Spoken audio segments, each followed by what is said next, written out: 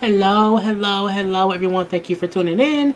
I am Jaylee. This is JLeesCorner. This is a review for Married at First Sight, Season 12, Episode 14. Yes, this is technically a live review. It's just on private because I wanted to do it, real quick without having to edit it. So thank you all for watching on the playback and everything, okay? But first things first, if you have not done so already, please take a moment to subscribe to my channel to become a whole JayBird, dun, and all that goodness and stuff. Okay, do not forget to like this video.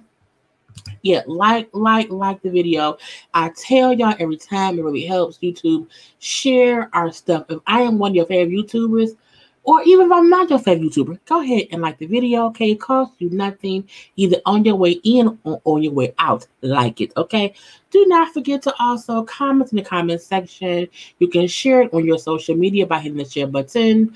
Do not forget to relax, okay? To relate, to release, and center yourself and everyone around you. You can always inhale and exhale, okay, to calm yourself, just to be calm and whatnot, okay? And also, you can follow me on my social media at J_Lees_Corner. The link to all of my social media is in every description box below every video, okay? And I am here. Yes, I am here. So let's just get started with this review because luckily we only have 4 couples, okay? Since Paige and Chris are no longer together, we did not see them at all this episode, okay? Now it's about 12 days to decision day. And I feel like no one is a match. No one is, it can become decision day and everyone can possibly choose to separate, okay? Even Brianna and Vincent, because, one wants kids, one wants to wait. It's always something with everyone on this show. So first up, we have Clara and Ryan, okay? Big Booty Ryan and give me the big Clara, okay? I feel as if that should say names. We're going to wear it out, okay? Now, Ryan goes to speak with Clara's mom, saying how he wants to have good relationships with her and with his in-laws, her parents or whatever. I'm like, for what? You won't bang their daughter. You would not sexually satisfy the child. They should not have to talk to you, Ryan, with your big booty ass, okay? And so he asked the mama, like, you have any good tips on how I can get to know Claire better? Fuck her, Ryan, is what I would have said. Bang my daughter out, okay? She wants the penis. Give her your penis. You're her husband. But again, the mom bring up, be patient with her. Be patient. I hope that you like my daughter. I hope that you respect my daughter. And I hope you respect who she is. Because if you do that, the love will come from there. I'm like, what your daughter wants is his penis. She already loves him. She wants his penis. Now, the mom and Ryan then gets on, Clara and him having children. And Ryan makes it clear that he wants to raise kids in the church, okay?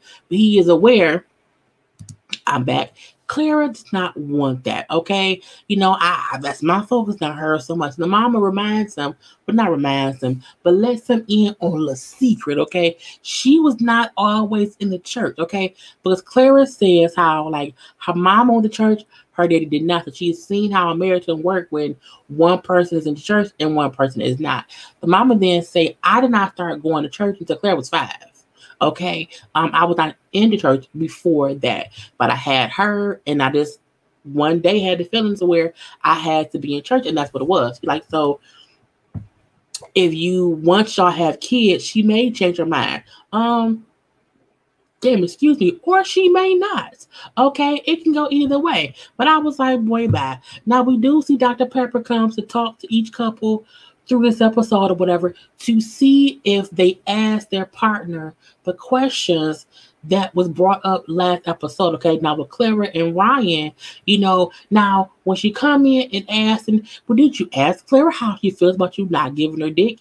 The fact they looked at each other like, what am I supposed to say? I feel as if they practice shit. And, it's like she looked at him like, please, sir, I didn't ask for this. Please, sir, don't keep your dick from me. Like she was like, please don't hold your dick hostage for longer. I didn't ask her to ask you about sex, okay? That wasn't me or whatever.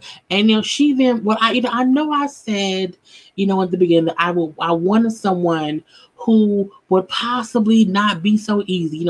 I've always had all my past relationships be based on sex immediately. So I was okay if I was matched with someone who wants to wait a little while. Well, I need to be careful what I ask for because he wants to wait forever. Okay. When can she get some dick? Never. Because it seems like it just won't happen. This is not going to happen at all or whatever. Okay. Now, she also brings up how Ryan is just trying to make sure that we are 100% good and we trust one another. We're just at a 100% point of trustivity. That's the made up word. But again, he wants to be sure we are 100%, this and that before having sex. Okay. And the doctor then say, well, if he asked you to have sex tonight, would you do it? She said, well, yeah, if he asked me, I would definitely say yes. She would say yes, even if he did not. She wants the dick, okay? Insert bodies, she wants the dick theme song, okay? Yes, she wants it or whatever. And so Dr. Prep, I get the whole let's wait and see how things go and build this bond. I get that if y'all were dating, y'all are married. You don't have to keep waiting because at this point they had been married for like a good 2 months. It's been enough time to fuck your wife, okay?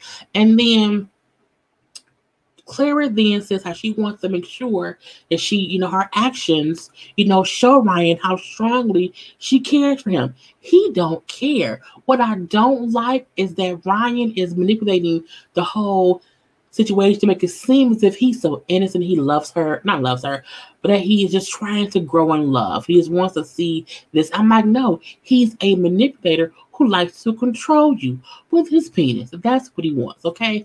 And the fact that Ryan says, I see potential in Clara, okay, of saying I love her. I see potential in her.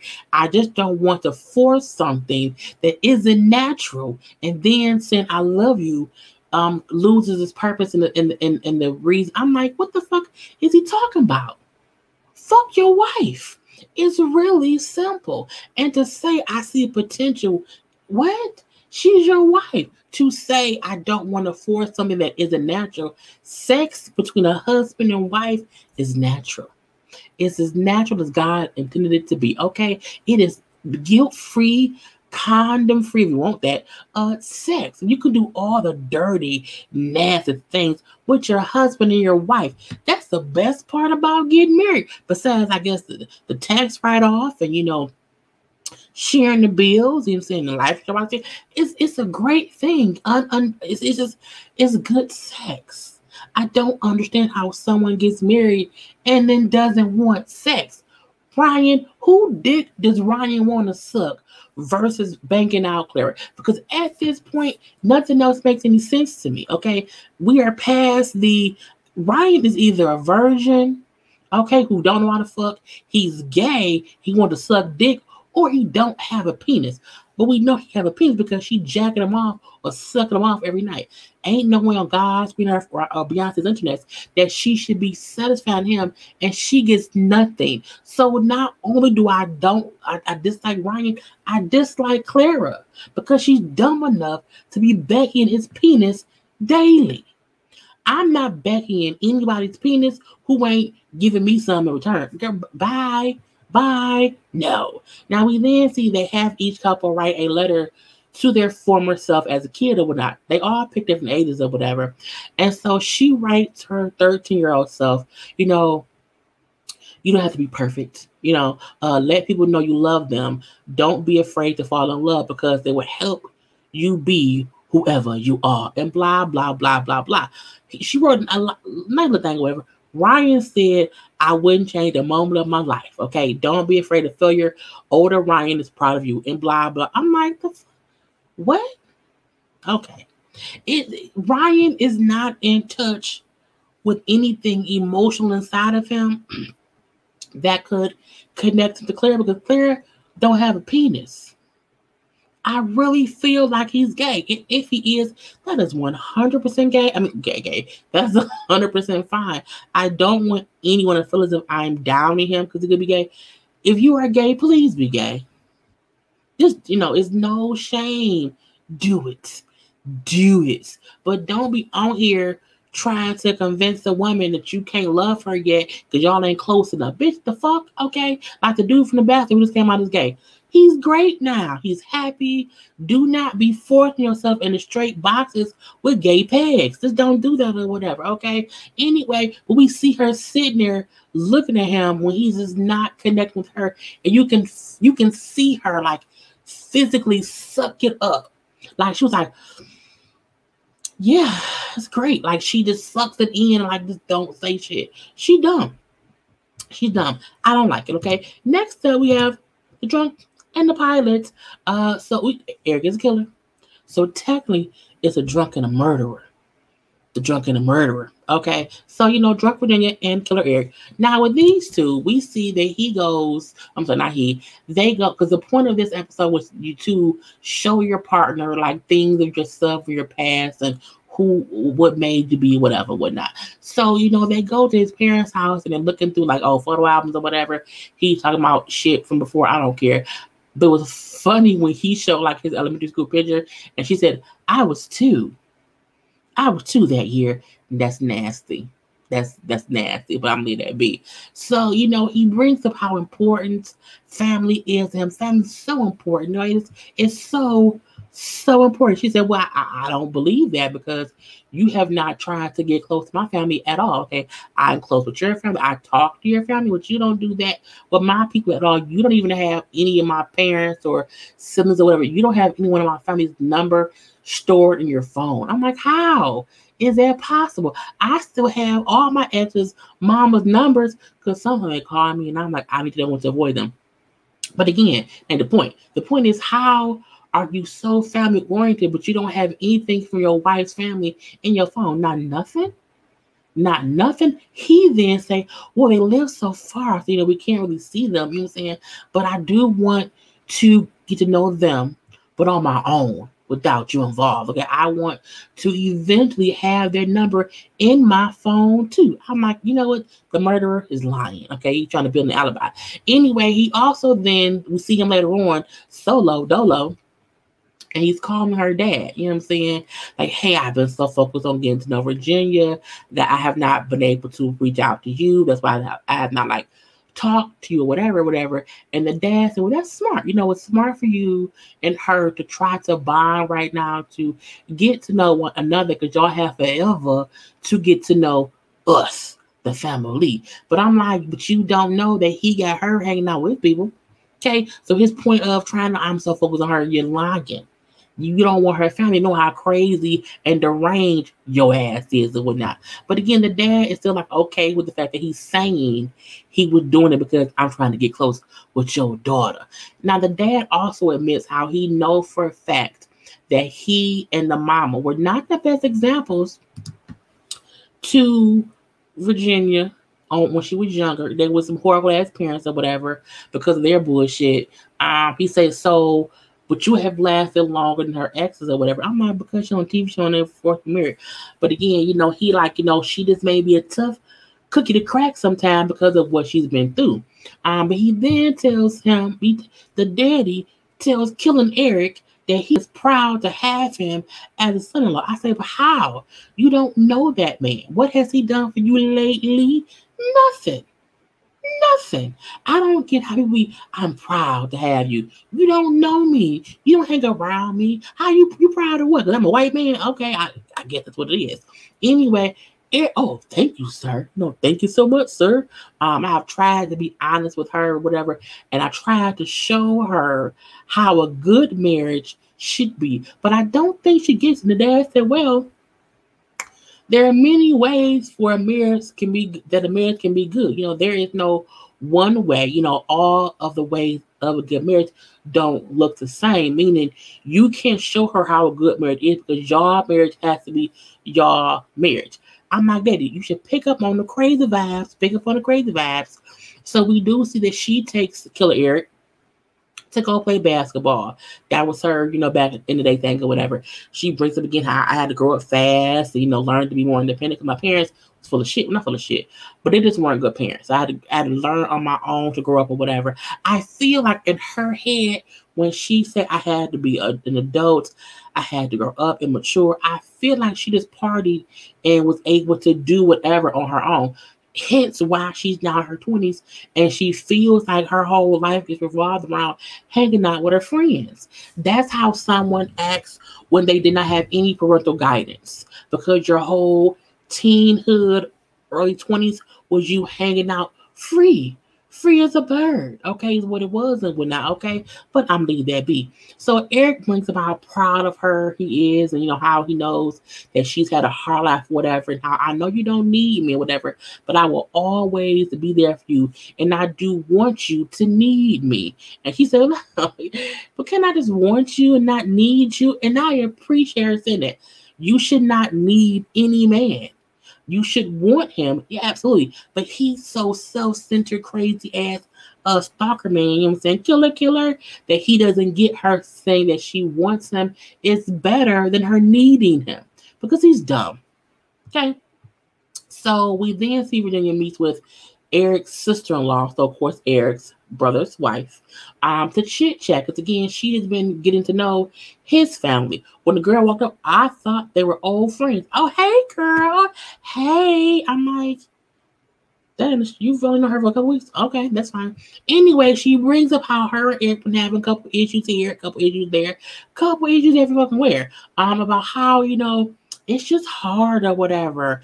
And then sister-in-law said, well, it's only been a couple weeks. Like, it takes time to, get in good. Because she's been married to the brother for 4 years. But she's like, eventually things will, kind of taper off or whatever. And so Virginia brings up how he likes to be around me a lot. Like, he likes to be, he likes to do what I want to do, but I don't want him to do that if it's not what he wants to do. He doesn't have to do what I want to do all the time just to be around me. And then, like, I like to sometimes go out, whatever, my friends, and he just doesn't like that. Like, I just don't get why, that's him or whatever.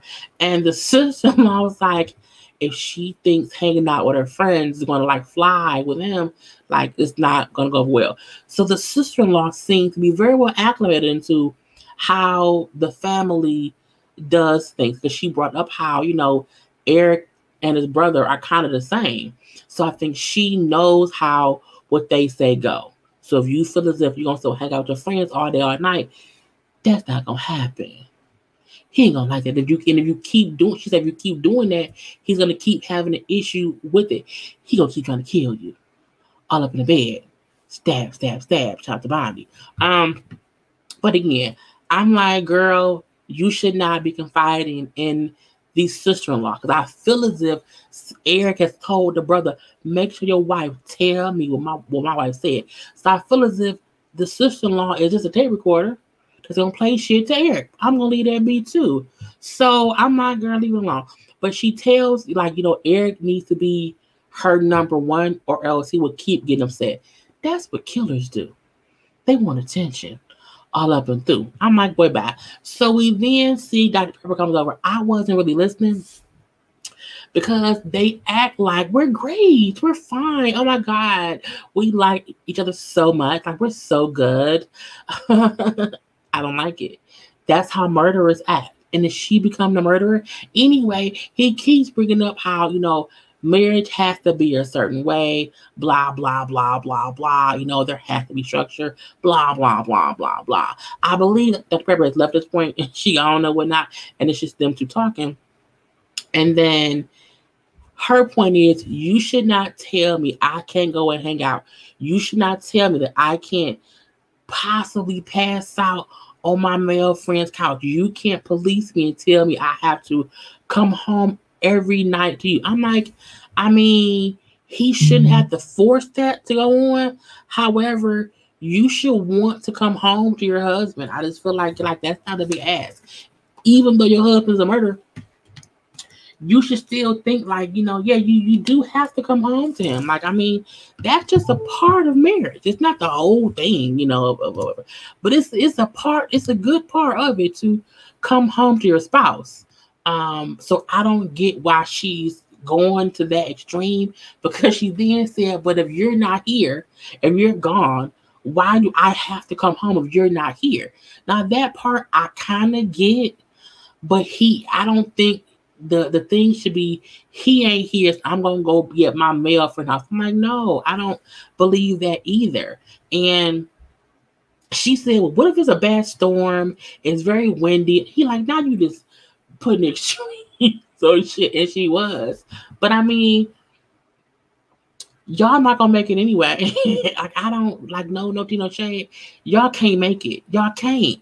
You just can't. I don't want it. I want a lot of things. I want world peace. I want to be a size 10. I want vodka with a pineapple juice. I want some grapes. I want like $2,500,075. I don't know what after taxes. I want a lot. I don't want them together. Not at all. Nope. Don't want that. So I was like, leave that be. So they kept fussing about that. Okay. And again, he feel like, what I say should go. And she feel like, what I'm saying, whatever. Because she feels as if he won't compromise on her not wanting to follow the rules that he has. She feels as if every rule has some kind of exception.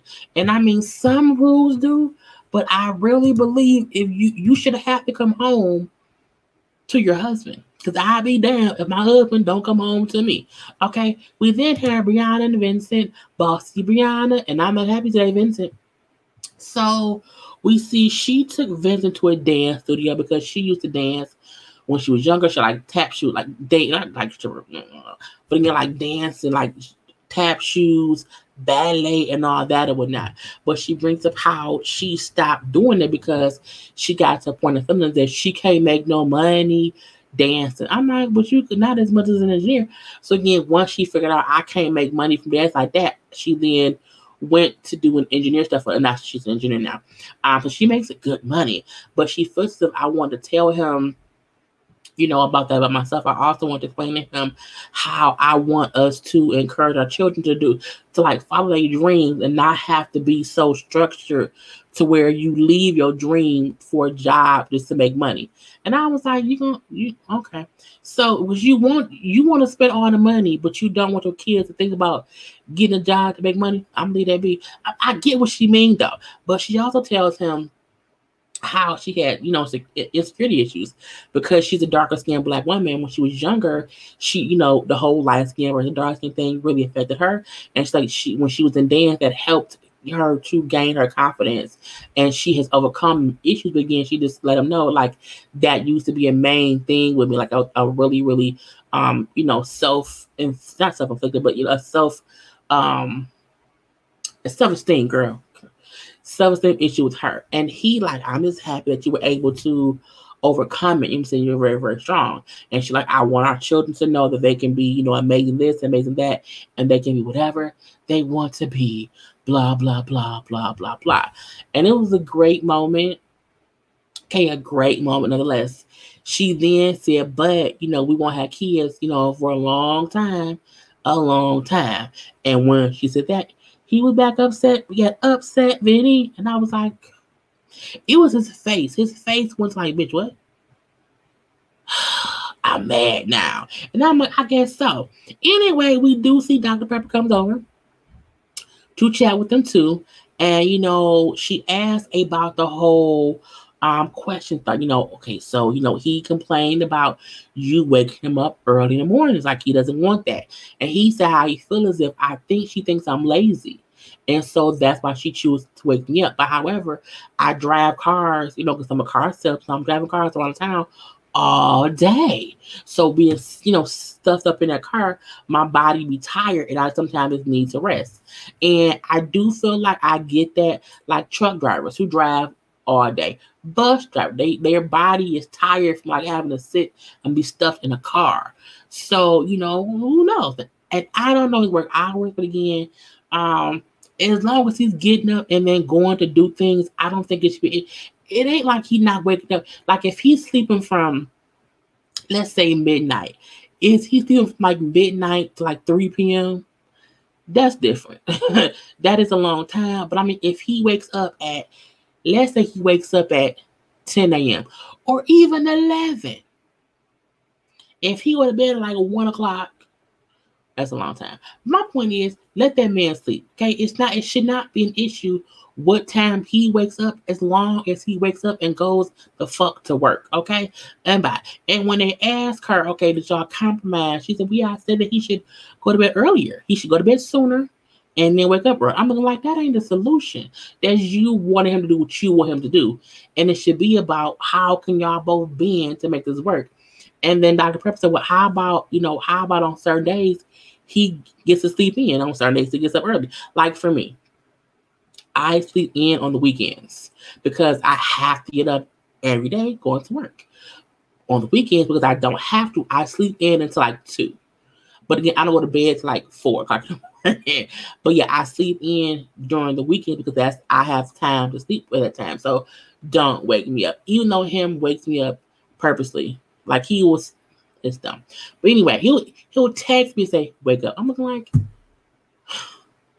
really dinging me? Don't ding me, wake me up. But again, she doing it and it's on some bullshit or whatever. So again, they agreed to compromise to where certain days, she will not wake up early, but she lets them know, I don't think you're lazy. So that was a good thing right there. They then get on the kids part, okay? And, she brings up, I do want to have children. I don't want anyone to think that my issue was I did not want to birth children naturally. I do want them. I just have an issue about my health, my high blood pressure, because again, that can change things or whatever. And then, I understand that I would, we would have conversations. We would, do research or whatever. We would make sure to do whatever we have to do to be sure that she's safely, getting pregnant and whatnot. It's fine. But when they say, what if she can't? Would you be open to adoption? His hesitation was like 2% aggravating, but at the same time, it's not, because everyone has not thought about adoption yet. So I can't be upset that he wasn't fully open to something that he's never thought about. You know what I'm saying? And adoption is a major decision.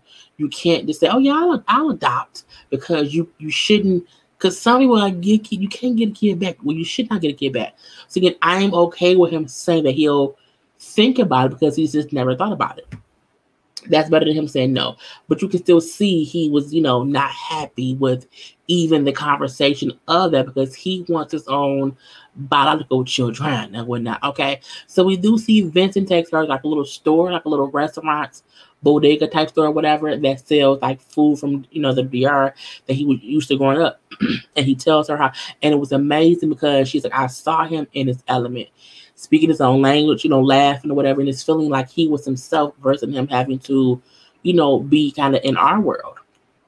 So, like, seeing him in his element, she's like, it made me respect him more. It made me want to like cook food for him, whatever. It made me want to help him be in his element more.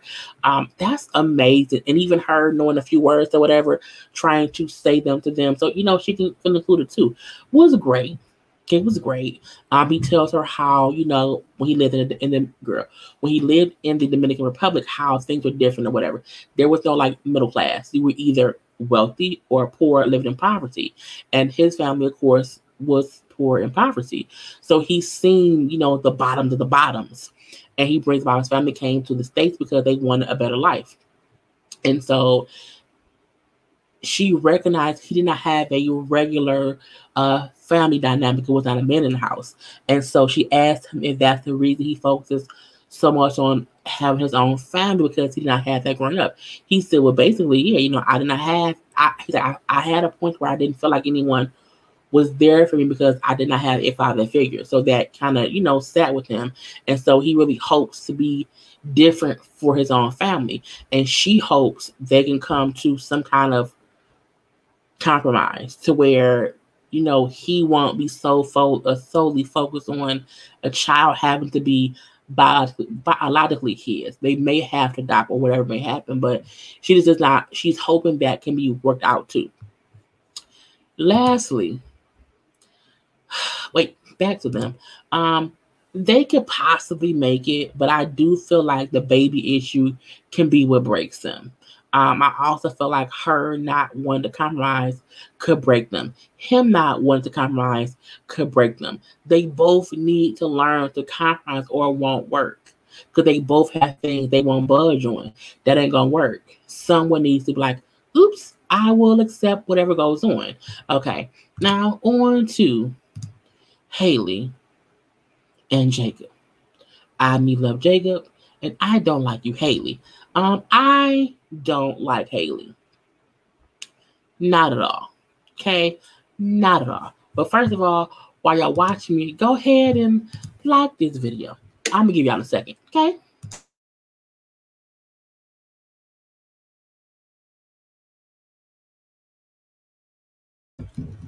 I also need some water. But yeah, like the video, please, thank you. But Jacob and Haley. I cannot believe how much she aggravated me in this episode. So we see some shit, okay? She takes them to batting cages because that was her sport as a kid. I didn't care.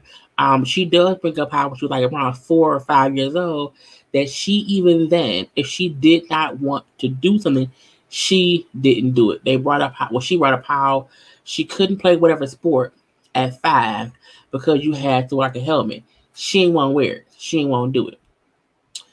She couldn't swim because she ain't want to do whatever, so she ain't want to do it. So when she did not want to do anything, she just didn't do it. He said, oh, so not much to change then? No, it is not. So she also asked him why he doesn't wear sneakers or whatever. Why is he always in some type of like boot or shoe? He was like cowboy boots or whatever. And is it weird to go to a batting cage and not have on gym shoes? Yes.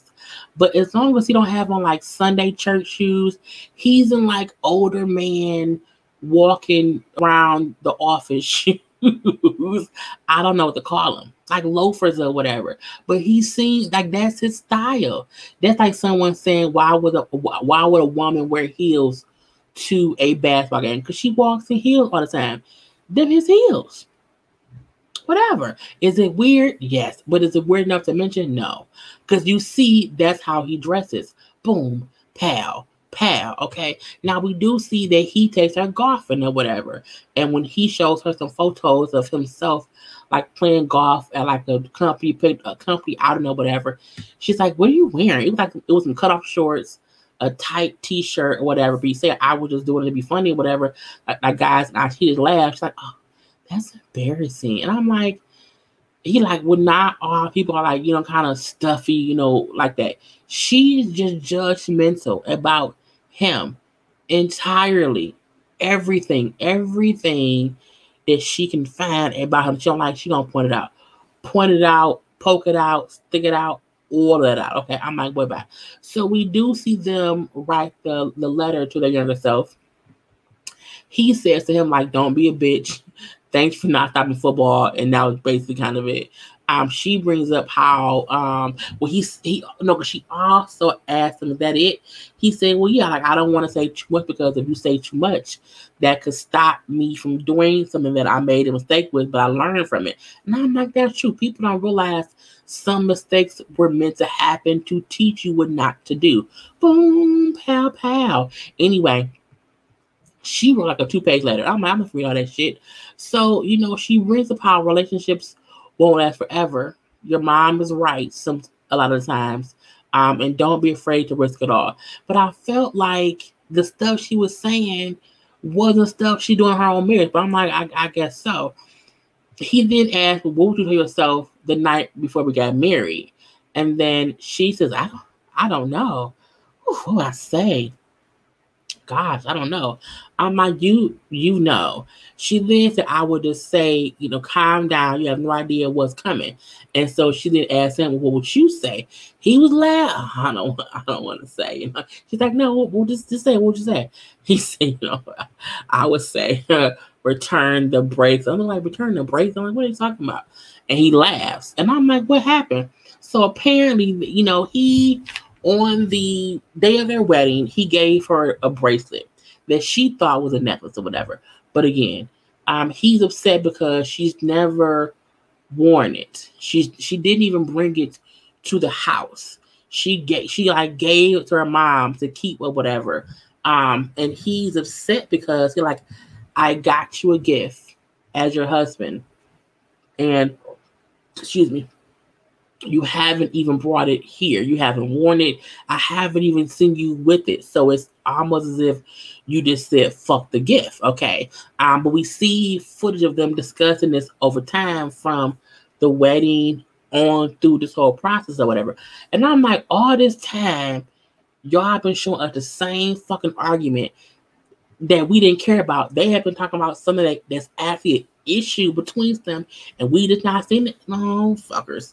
Anyway, so she has never worn it, and she brings up how, well, I can't believe it bugs you. She's like, well, it bugs me because you never brought it to the apartment. His whole issue is you didn't think enough of a gift I got you to bring it with you. Because my issue isn't that you haven't worn it.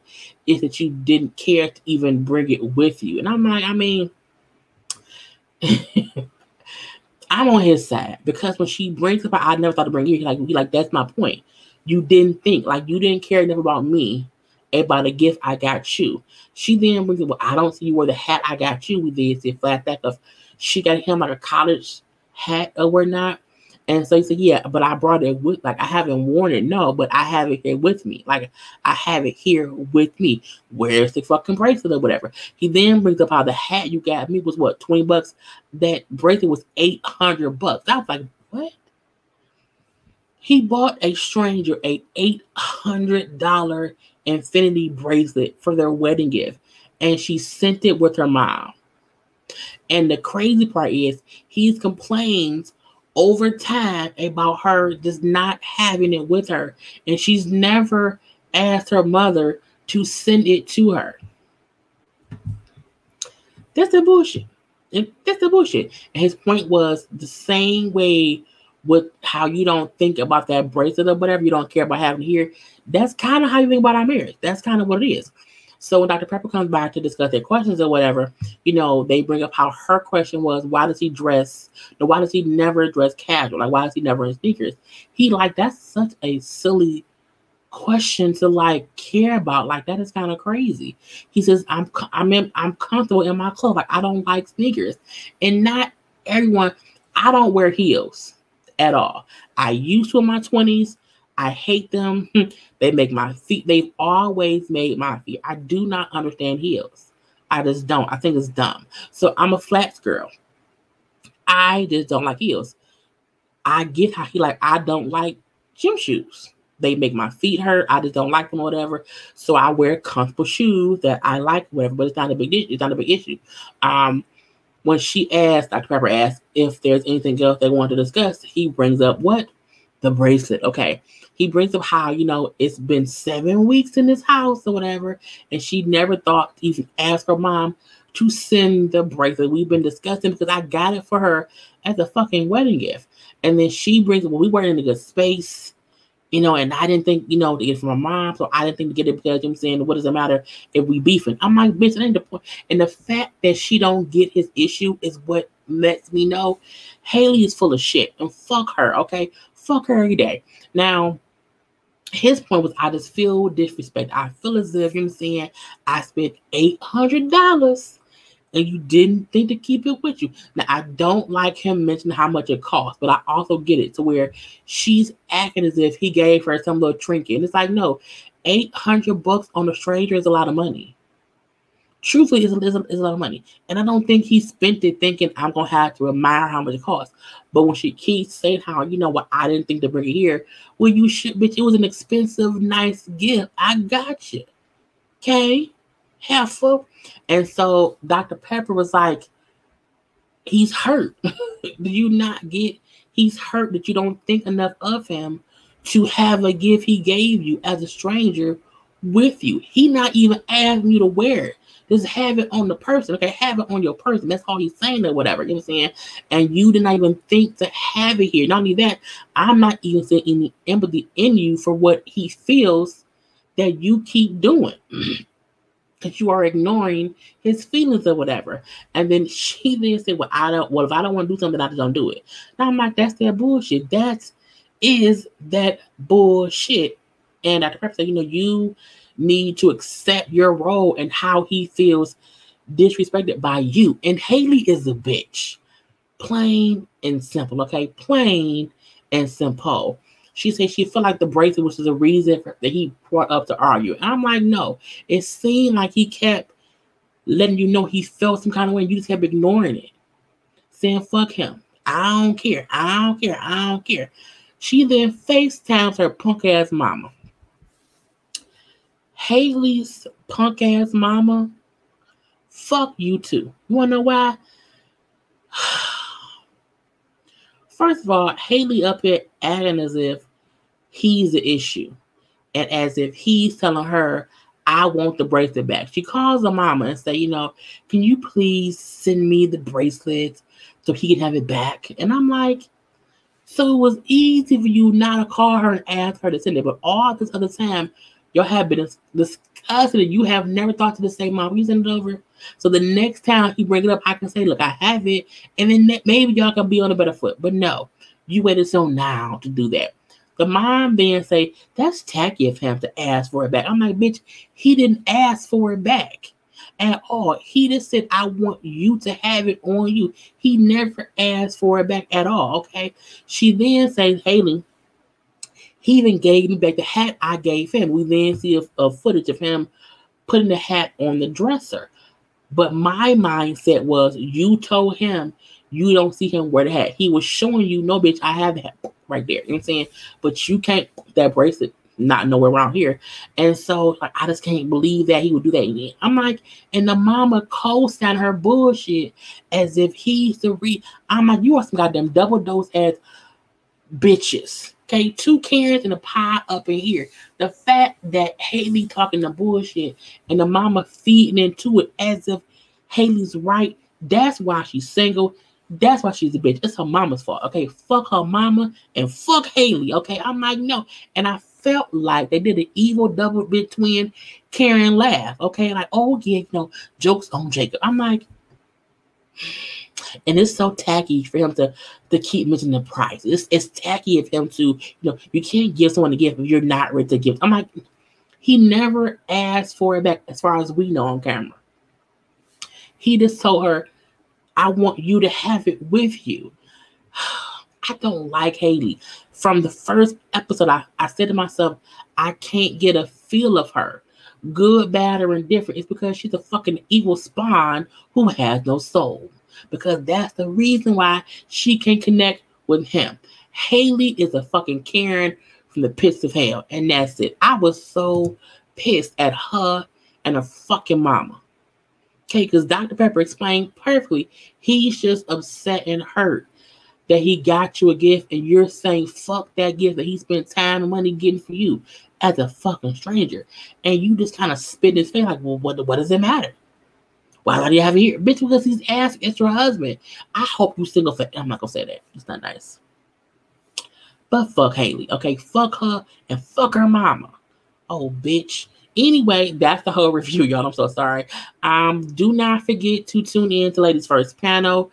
It's going to be today, Thursday, on Jamie, that's me's channel. Y'all know we on every Thursday. This today is going to be on Jamie's channel. Next week's going to be on Niecy. The week after that, we'll be on Body, then me. Y'all know we rotate each week. Do not miss a Thursday, okay? You want to catch them all. We have a good ass time. We got good shit for y'all, okay? So do not forget to tune in to that. Do not forget to also like this video. Like this. Like it and share it. Share it too. Okay? Share me with the world. Anyway, I am all done. Thank you very much. Have a good night. Until next time, people, I gotta go. Peace.